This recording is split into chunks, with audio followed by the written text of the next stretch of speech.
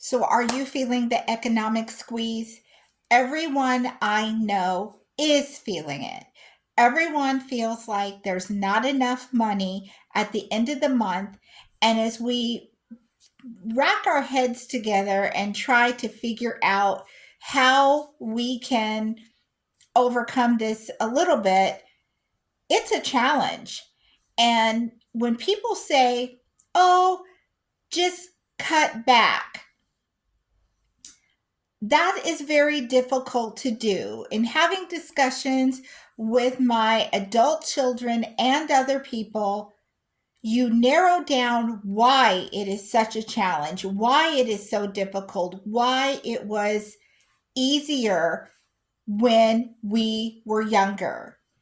Now, it's very easy. I've been watching people on Instagram and TikTok, and they're talking about, oh, when my parents were young, they rented a house or they bought it a house for this amount. And I could easily do that. In 1984, I rented a two-bedroom apartment for $240 a month.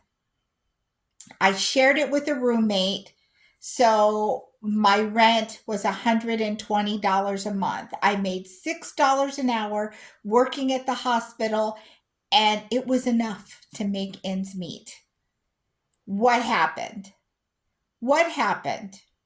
If you don't factor in the fact that rents went up and that the hourly wages did not go up as much as the rents went up, what are our kids and what are we now dealing with? And what it is that is killing us is subscriptions. When I rented an apartment, I did not have to subscribe to cable. The TV worked fine with no cable. Cell phones weren't used all the time, they were car phones. And you could opt out of having a car phone. The whole family, if they rode together, you had one car phone. You did not need a phone for every member in the car. You needed a house phone and a car phone. A cell phone, now you need a subscription. Cable, you need a subscription.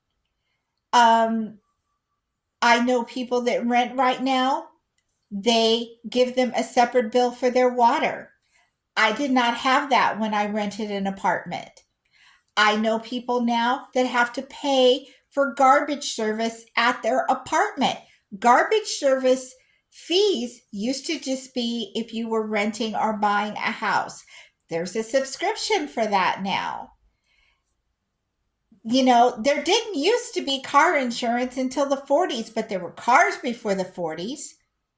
Everything is tied to a subscription, whether you want it to be or not. Some are monthly, some are yearly, and we have to figure out which of those subscriptions, which of those monthly fees we can get rid of. I have gotten rid of my cable. I can't get rid of garbage. I have to pay garbage, or I have to go to the dump and dump it myself. I have to pay for water. Where else am I going to get it? So there are some things that you can't get out of. So there are some things I've had to let go of. I've had to let go of my Amazon subscription.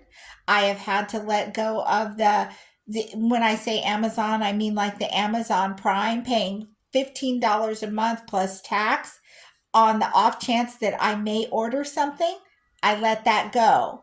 The Alexa app that comes with the music, I let that go. You have to find little ways to compensate for the things you can't get out of. But those subscriptions, those are what are killing us and killing our youth who are trying to figure out how come we could make it and they can't make it.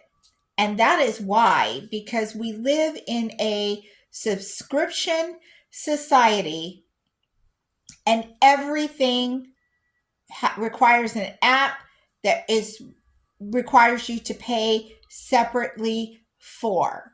The amount of deductions that come out of your bank statement, if they weren't just all an email and you got the paper statement, look at how many deductions are coming out every month that are required for you to just make it.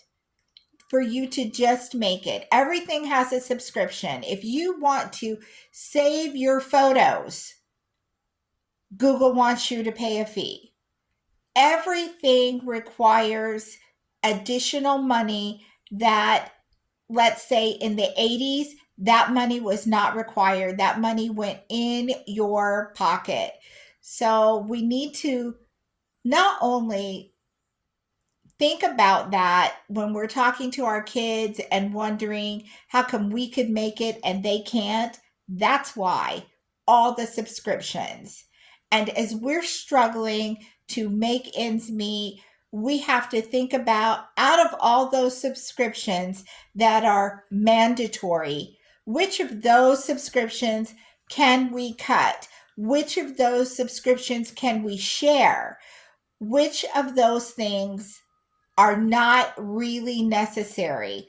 Because that's kind of the only way that I can see that we're going to make it. Most of us who are seniors have received the top pay or the top earning salary that we're going to make. So we're younger people, we can say, get a job, make more money. That might not be a viable option for those of us who are seniors living today. So be sensitive when our kids and our grandkids are struggling and understand why, and go easy on yourself if you're struggling and know it's the subscription society that is killing us, and the everything is set to break and expire, so you must repay for it. So go easy on yourself and try to make a list of all your subscriptions and see what you can cut. And if your kids need help doing that, sit down as a family, see what things you can afford to let go, because monetarily it's killing you. So share your information with the other people in your family. Let them know you understand why the struggle is real, because it is. And I look forward to seeing you next time right here on Senior and Living Today. Take care.